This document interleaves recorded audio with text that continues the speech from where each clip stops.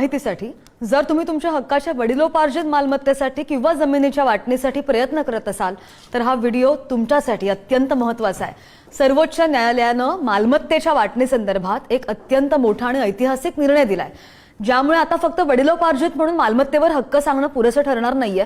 या निर्णयामुळे जमिनीच्या वादामध्ये अडकलेल्या अनेक प्रकरणांची दिशाच पूर्णपणे बदलणार आहे।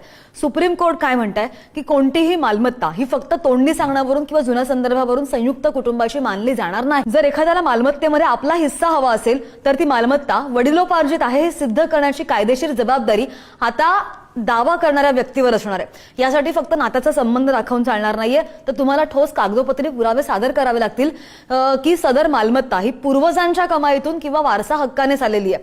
या निकालाचा सगळ्यात मोठा परिणाम काय, तर आता मालमत्तेवर खोटे दावे करणाऱ्यांना चाप बसणार आहे। जर मालमत्ता सेल्फ ॲक्वायर्ड एखाद्या व्यक्तीच्या नावावर स्वतंत्रपणे खरेदी केली असेल तर इतर वारसदार त्यावर सहजासहजी हक्क सांगू शकणार नाही, जोपर्यंत ते त्या मालमत्तेचे वडिलोपार्जित स्वरूप सिद्ध करू शकत नाहीत। त्यामुळे आता कायदेशीर लढाईमध्ये कागदपत्रांचं महत्त्व पूर्वीपेक्षा कित्येक पटीने वाढलंय। जुन्या नोंदी, फेरफार पत्रक आणि 7-12 वर्ष नोंदी तपासणं आता अनिवार्य झालंय। थोडक्यात काय, आता पुरावा असेल तरच मालमत्तेमध्ये हिस्सा मिळणार आणि त्यामुळे जमिनीचे व्यवहार करताना किंवा वाटणीचा दावा करताना आपल्याकडे पक्के पुरावे आहेत का याची खात्री एकदा नक्की करून घ्या। शिकूया AI ची क्रांती, चला करूया MSCIT।